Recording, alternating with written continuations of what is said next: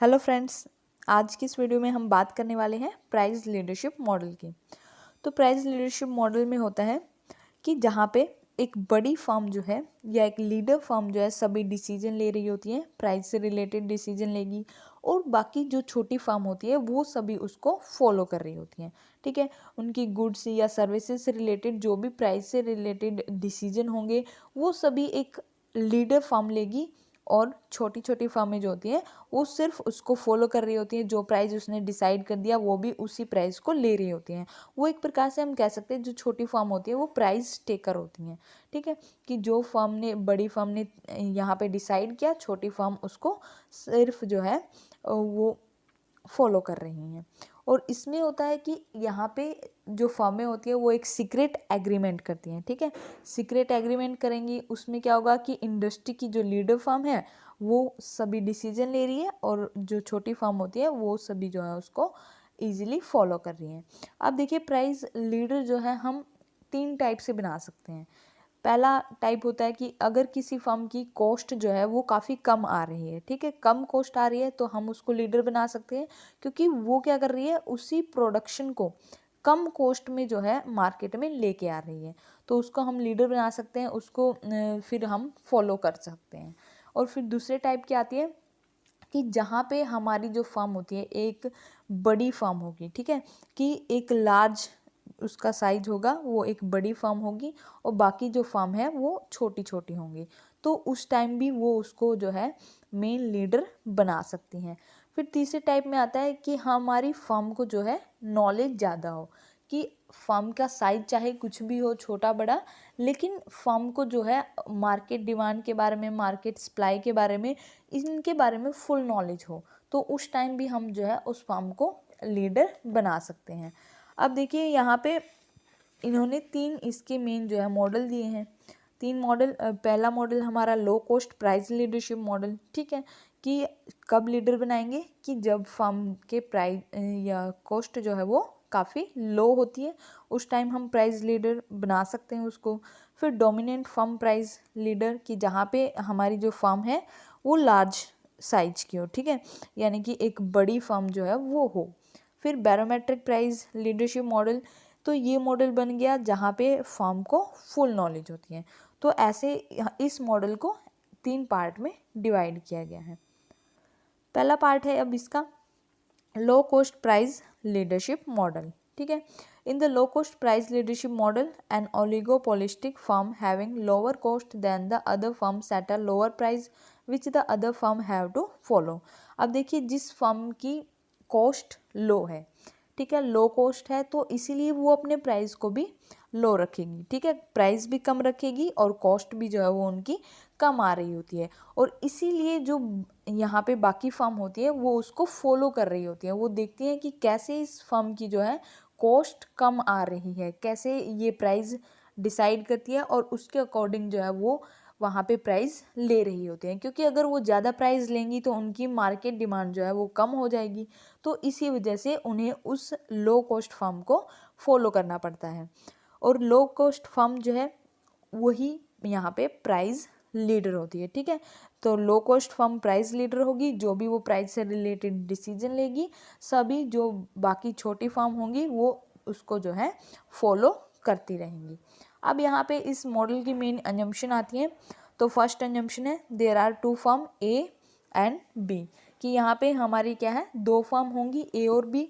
फिर उसके बाद क्या है कि उनकी जो कॉस्ट होंगी वो क्या होंगी, अलग अलग होंगी, डिफर होंगी, ठीक है, कि उनकी कॉस्ट जो होंगी वो अलग अलग होंगी। और ए जो फर्म होती है वो लो कॉस्ट वाली होती है और बी फर्म जो है वो हाई कॉस्ट वाली होती है। फिर they have identical demand and MR curve. तो यहाँ पे क्या होगा कि इनके जो डिमांड कर्व है वो आइडेंटिशियल होंगे, ठीक है, एमआर कर्व भी आइडेंटिशियल होंगे, यानी कि ये बिल्कुल जो है सेम होंगे। फिर the demand curve faced by them is 1/2 of the market demand curve. अब यहाँ पे जो मार्केट डिमांड कर्व होगा वो हमारे क्या होगा कि वो हमारे मार्केट डिमांड कर्व का हाफ पार्ट होगा, ठीक है, कि जो हमारे मार्केट डिमांड कर्व है उसके हाफ पार्ट को जो है हम अपना फर्म का जो है डिमांड कर्व कहेंगे। फिर the number of buyer is large, तो यहाँ पे जो बायर का लार्ज नंबर होगा, ठीक है, यानी कि बहुत सारे खरीदने वाले होंगे। तो ये इसकी मेन एजम्पशन है। एक एजम्पशन और है कि the market industry demand curve of the product is known to both the firm, कि यहाँ पे जो मार्केट डिमांड कर्व है, ठीक है, उसको दोनों फर्मों की जानकारी होती है, ठीक है, दोनों फर्म के बारे में पता होता है कि इनके क्या डिमांड कर्व होंगे। अब यहाँ पे आता है मेन इसका डायग्राम, तो डायग्राम से हम इसको समझ लेते हैं। तो यहाँ पे हम डायग्राम देख लेते हैं अब। तो डायग्राम में हमने किया था, ये हमारा जो है मार्केट डिमांड का होगा, ठीक है, डी जो है ये हमारा मार्केट डिमांड का होगा। फिर उसके बाद हमने एक एजम्पशन पढ़ी थी कि हमारी जो फर्म्स का डिमांड का होगा वो इसका हाफ पार्ट होगा, ठीक है। तो ये नीचे वाला जो है ये हमारे फर्म्स का डिमांड कर्व है, ठीक है। DMR जो है ये हमारी जो फर्में होती हैं उनका डिमांड कर्व है। अब ये जो है मार्केट डिमांड कर्व का MR वक्र है, ठीक है। और इसके अलावा ये अगर हमारा फर्म का डिमांड कर्व बन जाता है तो ये नीचे वाला जो है MR कर्व हमारी फर्म्स का बन जाएगा, ठीक है। तो ये ऊपर वाला हमारा मार्केट डिमांड कर्व और ये इसका MR होगा मार्केट डिमांड कर्व का। उसके बाद हमारा जो है बीच वाला जो है ये हमारा होगा एक फर्म का डिमांड कर्व और ये नीचे वाला जो है ये हमारी फर्म का MR कर्व हो जाता है, ठीक है। अब इसमें देखिए हमने करना था लो कॉस्ट, ठीक है। अब ए फर्म हमने किया था कि ये ए फर्म जो होगी उसकी कॉस्ट लो होगी, ठीक है। ए फर्म की लो कॉस्ट होगी और बी फर्म की हाई कॉस्ट होगी, ठीक है। तो यहाँ पे ए फर्म जो है ACA, ठीक है, ये कॉस्ट क्या है यहाँ पे कम है और ACB जो है ये हमारी बी फर्म की कॉस्ट है जो कि ज़्यादा है। अब देखिए हम प्राइस कहाँ डिसाइड करते हैं, हम जहाँ पे MR is equal to MC हो जाता है यहाँ पे प्राइस डिसाइड होंगे। अगर बी फर्म का MR MC को देखें तो ये यहाँ पे कट करता है, ठीक है। तो यहाँ पे P प्राइस जो है बी फर्म के अकॉर्डिंग बी जो है OP प्राइस यहाँ पे डिसाइड हो जाता है, जिस पे कि वो OQB जो है आउटपुट बेच सकती है, ठीक है, इतने आउटपुट को ये सेल कर सकती है। अब हम देखते हैं ए फर्म का। अब ए फर्म का प्राइस जो होता है वो भी वहीं डिसाइड होगा जहाँ पे MR is equal to MC होंगे। तो यहाँ पे हमारा MC MR को यहाँ पे कट कर रहा है तो इसका जो प्राइस होगा वो OP1 होगा, ठीक है। OP1 इसका प्राइस डिसाइड हो गया। अब ये प्राइस क्या है कम है और ये प्राइस OP प्राइस जो है वो ज़्यादा है। अब यहाँ पे देखिए कॉस्ट किसकी कम है, हमने कहा था कि जिसकी कॉस्ट कम होगी वो फर्म जो है वो लीडर होगी। तो अब ए फर्म की कॉस्ट जो है वो काफ़ी कम है तो इसलिए ये फर्म जो है यहाँ पे लीडर होती है और ये फर्म जो है जो भी आउटपुट डिसाइड करेगी या जो भी जो है यहाँ पे प्राइस डिसाइड करेगी वही इस बी फर्म को लेना पड़ेगा। अब जब ए फर्म इतना जो है आउटपुट लेती है तो बाकी का आधा हिस्सा जो है यहाँ पे बी फर्म का बच जाता है, ठीक है, कि बी फर्म जो है इसको फॉलो करेगी, फॉलो करते हुए वही जो है वो P1 प्राइस लेगी और P1 प्राइस लेते हुए बाकी का जो आधा हिस्सा यहाँ पे मार्केट का बचा हुआ था वो बाकी जो है यहाँ पे हमारी बी फर्म ले रही होती है। और बी फर्म इसलिए फॉलो करती है क्योंकि उसकी कॉस्ट ज़्यादा है और अगर वो ज़्यादा प्राइस रखेगी तो सभी जो है यहाँ पे सभी कस्टमर बी के पास से ए के पास आ जाएंगे, यानी कि फुल जो मार्केट का पार्ट है वो सारा ए फर्म को मिल जाएगा। इसलिए बी फर्म जो है वो ए फर्म को फॉलो करती रहती है और इसके साथ एग्रीमेंट करके जो है वो अपने मार्केट के आधे आधे पार्ट को यहाँ पे डिवाइड कर लेते हैं। तो ये था कि जहाँ पे फर्म जो होती है वो आपस में मार्केट को आधा आधा बांट लेती हैं, वो भी एक सीक्रेट एग्रीमेंट के अकॉर्डिंग, और एक जो है लीडर, एक को लीडर मान के और एक जो है यहाँ पे फॉलोवर हो जाती है क्योंकि दो ही फर्म की बात हुई है। तो इस टाइप से ये जो मॉडल हुआ यहाँ पे ए फर्म जो है वो लीडर हो जाती है और बी फर्म जो है वो यहाँ पे फॉलोवर हो जाती है या प्राइस जो टेकर वो हो जाती है। तो ये सिंपली था हमारा लो कॉस्ट प्राइस लीडरशिप। अब कई बार ये होता है कि मार्केट को ये इक्वली शेयर नहीं करती है। देखिए यहाँ पे बिल्कुल इक्वल इन्होंने शेयर कर लिया था, आधा पार्ट जो है मार्केट का इन्होंने ले लिया था, आधा पार्ट ए फर्म ने, आधा बी फर्म ने ले लिया था। तो कई बार ऐसा होता है कि ये जो फर्म होती हैं वो इतना इजीली जो है इनको आधा आधा पार्ट नहीं मिलता है।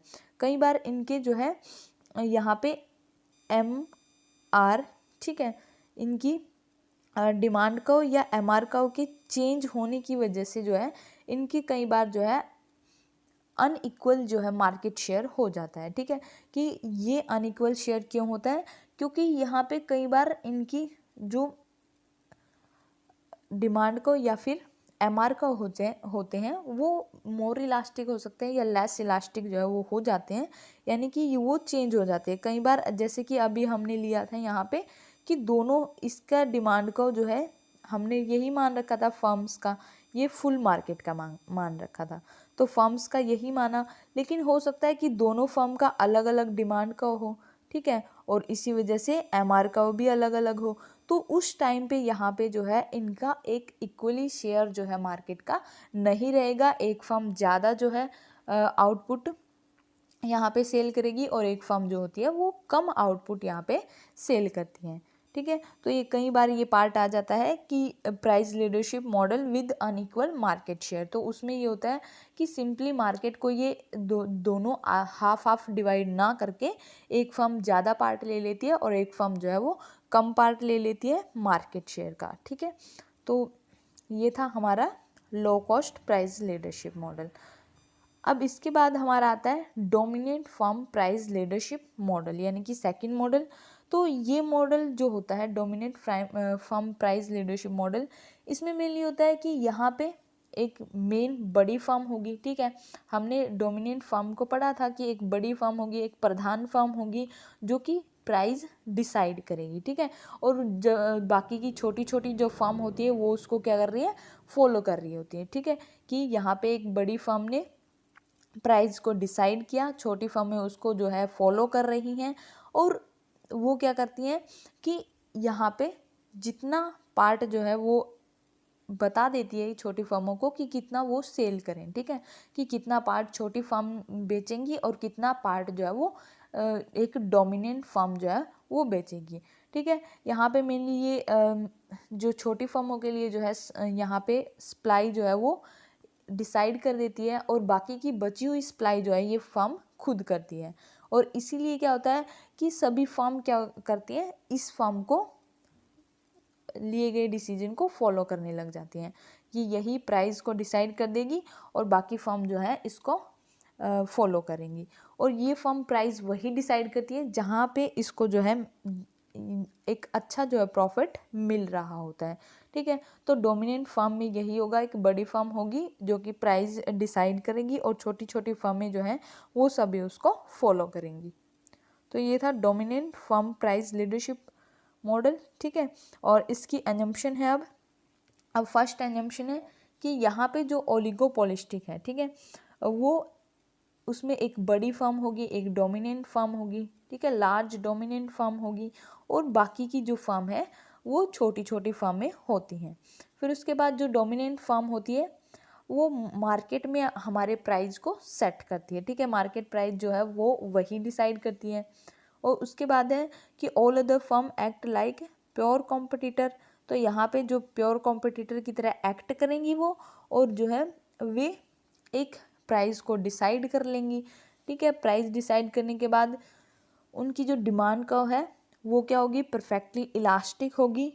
और ये परफेक्टली इसलिए इलास्टिक होती है क्योंकि यहाँ पे जो डोमिनेंट फर्म है वही यहाँ पे जो प्राइस है उसको डिसाइड करती हैं। ठीक है, एक प्रोडक्ट का जो प्राइस है उसको यही फर्म जो है वो डिसाइड करती हैं। फिर उसके बाद है the dominant firm along is capable for estimating the market demand का फॉर द प्रोडक्ट। कि यहाँ पे जो डोमिनेंट फर्म है वही हमारी जो प्रोडक्ट की मार्केट डिमांड है उसको यहाँ पे एस्टिमेट कर सकती हैं, वही कैपेबल है उसको एस्टिमेट करने के लिए। फिर उसके बाद है कि ये डोमिनेंट फर्म जो है वही ये प्रिडिक्ट कर सकती हैं कि हमारी जो बाकी फर्म है उनकी सप्लाईज क्या होंगी, ठीक है। यानी कि हम कह सकते हैं कि ये बाकी फर्म की सप्लाई को भी जो है कंट्रोल कर सकती है, उनको भी पहले ही ये देख सकती है कि कौन सी फर्म कितनी सप्लाई जो है वो कर सकती है, ठीक है। उसको पहले ही प्रेडिक्ट कर सकती हैं, उसके पहले ही अनुमान जो है वो लगा सकती हैं। तो ये थी इनकी मेन असम्पशन।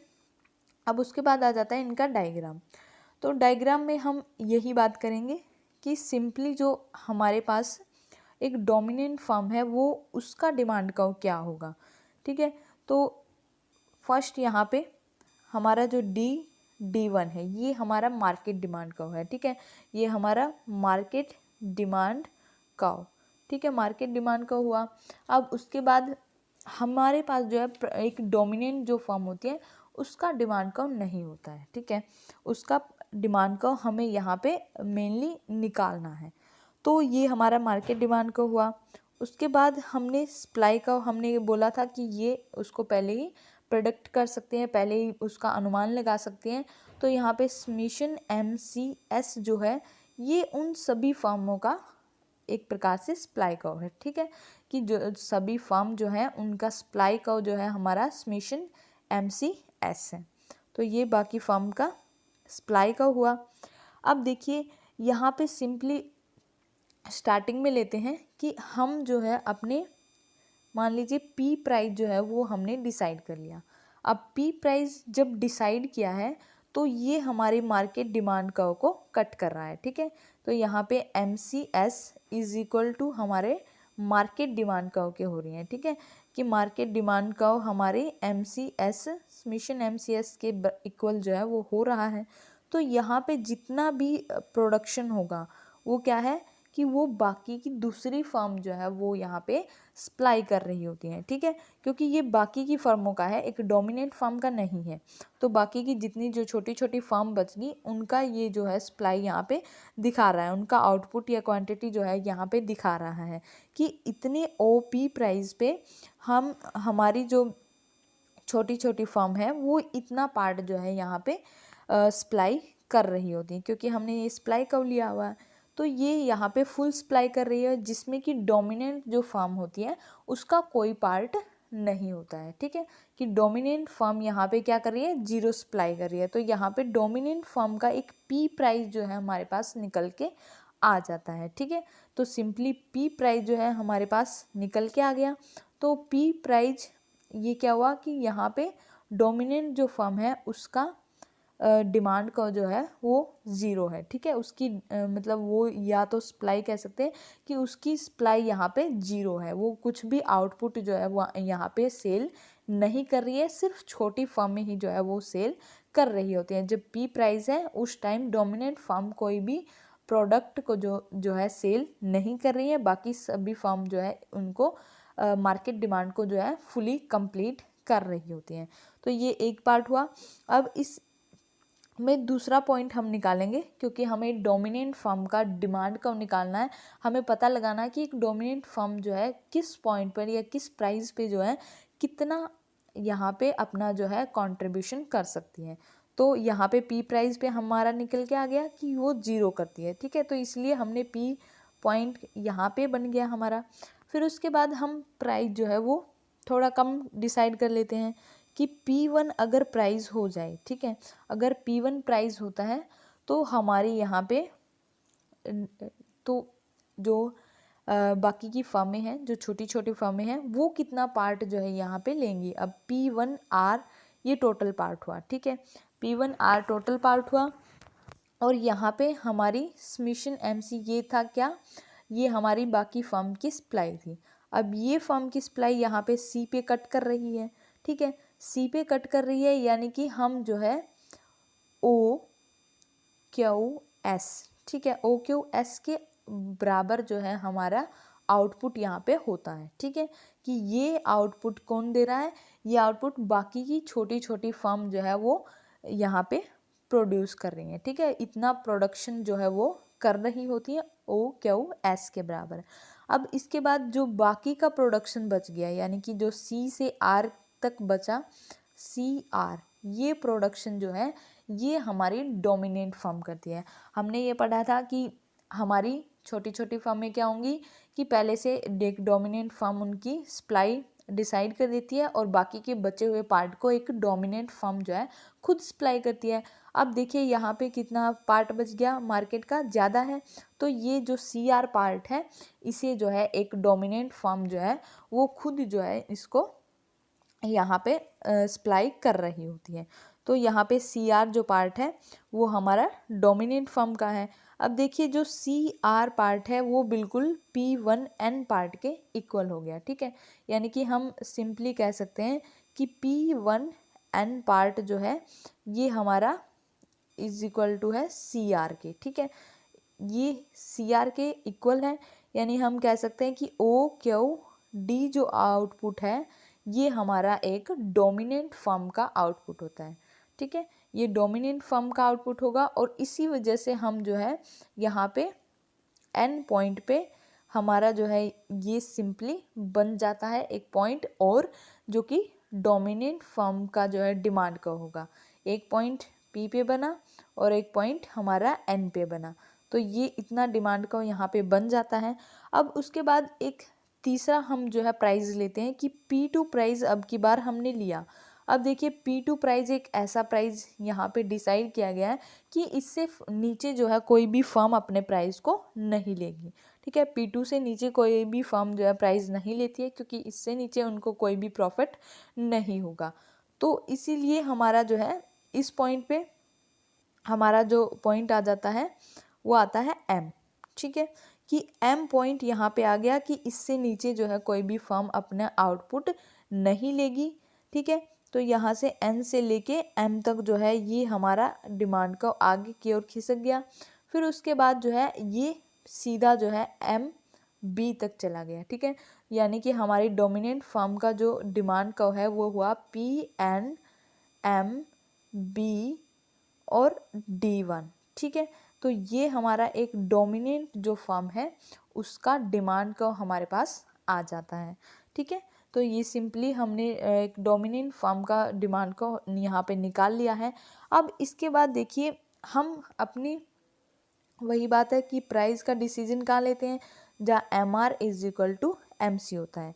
अब डोमिनेंट फर्म का ये हमारे पास क्या आ गया, डिमांड का आ गया, तो इसका MR का हमने खींच लिया MRD, ठीक है। अब ये MRD ये MC, ठीक है, ये डोमिनेंट फर्म का MC आ गया और ये डोमिनेंट फर्म का MR आ गया। तो ये जहाँ पे कट करेगा वहीं पे हमारा प्राइस जो है डिसाइड हो जाता है, जो कि P1 होता है, ठीक है। अब P1 जो है इन्होंने प्राइस डिसाइड कर दिया है। P1 जो प्राइस डिसाइड किया है वो होगा हमारा, यानी कि हम कह सकते हैं कि ये प्राइस हमारे जो लीडर फर्म है उसने डिसाइड किया है। अब P1 जो प्राइस डिसाइड हुआ है वो बाकी फर्म जो होती हैं, जो छोटी छोटी फर्म है, वो उसको फॉलो करेंगी और यहाँ पे जो है हमारी डोमिनेट फर्म का आउटपुट हो जाएगा OQD OP1 पे, ठीक है। OP1 प्राइस पे हमारे जो है आउटपुट OQD होगा डोमिनेंट फर्म का, ठीक है, ये होगा डोमिनेंट फर्म का। और इसके अलावा जो अदर फर्म है उनका आउटपुट होगा OQS, ठीक है, अदर फर्म। तो अदर फर्म का जो है ये आउटपुट होगा OQS और ये होगा OQD। और अब अगर हम जो है OQD प्लस में OQS कर दें तो ये हमारा आ जाएगा OQ, ठीक है, जो कि एक टोटल मार्केट का पार्ट होता है। तो ये थी डोमिनेंट फर्म में, कि जिसमें हम क्या है कि पहले डोमिनेंट फर्म का जो है डिमांड को निकालेंगे, फिर उसकी जो है प्राइस और प्राइस का डिसीजन लेगी वो, और बाकी जो फर्म है उसको फॉलो करेंगी। तो ये था डोमिनेंट फर्म। अब इसके बाद आती थर्ड मॉडल, ठीक है, बैरोमेट्रिक प्राइस लीडरशिप मॉडल।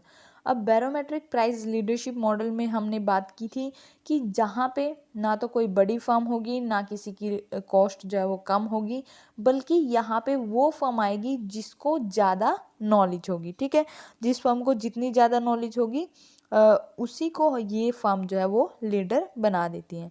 ठीक है, कि इनके एंटरप्रेन्योर को ज़्यादा नॉलेज है, वो उसको मार्केट डिमांड के बारे में भी पता है, इसके अलावा मार्केट में उनकी सप्लाई कितनी हो रही है, बाकी फर्म्स की सप्लाई कितनी है, या उनके प्रोडक्ट की डिमांड को कैसे इंक्रीज़ किया जा सकता है, कैसे प्रॉफिट को इंक्रीज़ किया जा सकता है, ये सभी चीज़ें अगर एक फर्म पता लगा सकती है, ठीक है, तो वो फर्म यहाँ पे क्या होगी कि सभी जो छोटी फर्में होती हैं या फिर जो दूसरी फर्में होती हैं वो ये सोचते हैं कि इस फर्म को ज़्यादा नॉलेज है। ठीक है, और ज़्यादा नॉलेज के कारण वो उसको लीडर बना देती हैं, उसके साथ एग्रीमेंट कर लेती हैं, और उसके वो इतनी कैपेबल होती हैं कि वो सभी जो मार्केट की फोर्स हैं या फिर मार्केट के रिलेटेड जितने भी एग्रीमेंट्स हैं या फिर जो शेयर्स हैं उनको अच्छे से जो है डिसाइड कर सकती है, या प्राइस को अच्छे से डिसाइड कर सकती है, या अपनी जो डिमांड है उसको इंक्रीज़ कर सकती है, प्रॉफिट इंक्रीज़ कर सकती है। ये सभी काम जो है वो ईजिली कर लेती है। तो सभी फर्म मिलके उसको लीडर बना देंगी और उसके दिए गए डिसीजन को वो फॉलो करती रहती है। ठीक है, तो बैरोमेट्रिक प्राइस लीडरशिप में यही होता है कि कोई फर्म जो है वो क्या करेगी, सिर्फ एक अपनी नॉलेज के बेस पे, ठीक है, नॉलेज के बेस पे ही वो एक लीडर बन जाती है और बाकी फर्म जो है उसको फॉलो करने लग जाती हैं। अब बैरोमेट्रिक प्राइस लीडरशिप मॉडल के कुछ रीजन हैं। देखिए ये क्यों डेवलप हुआ, आखिर क्यों बैरोमेट्रिक प्राइस लीडरशिप को फॉलो किया गया, तो इसके कुछ रीजन हैं। तो फर्स्ट रीजन यहाँ पे है कि जब हमारे मार्केट में अचानक से बहुत जल्दी जल्दी प्राइस चेंज होने लगे, ठीक है, तो उस टाइम पे फर्मों में आपस में क्या हुआ कि कट थ्रोट कंपटीशन हुआ, यानी कि गला काट प्रतियोगिता हुई। हर कोई जो है अपने प्रोडक्ट को बेचने के लिए दूसरे के प्रोडक्ट को यहाँ पे कम बताता था, ठीक है, अपने से कम बताता था, तो इसीलिए उनके बीच कंपटीशन बहुत ज़्यादा हो गया। जब कंपटीशन बहुत ज़्यादा हुआ तो इसी वजह से उन्होंने सोचा कि हम कोई ऐसी फर्म को लीडर बनाएं जिसको बहुत ज़्यादा नॉलेज हो। ठीक है, बहुत ज़्यादा नॉलेज होगी तो वो उनको मार्केट की सही जानकारी देगी और वो अपने प्रोडक्ट को ईजिली और जो है अच्छे दामों पे बेच पाएंगे। फिर दूसरा रीजन हुआ यहाँ पे कि कुछ फर्में जो थी उनको क्या था कि कॉस्ट और डिमांड, ठीक है, इनको कैलकुलेट करना ही नहीं आता था। ठीक है, कि क्या कॉस्ट है, क्या डिमांड है, इन सभी चीज़ों को लेके उनके पास कोई कैलकुलेशन नहीं थी, ना ही वो इनको कैलकुलेट कर पाते थे। तो इस कारण भी जो है ये बैरोमेट्रिक फर्म जो है इनको मानने लगे कि ये फर्में क्या है कि हमें डिमांड के बारे में बता देंगी, कॉस्ट के बारे में बता देंगी, कि कैसे इनको हम डिसाइड करें या फिर कैसे इनसे रिलेटेड अपने आउटपुट को जो है वो मेंटेन करें।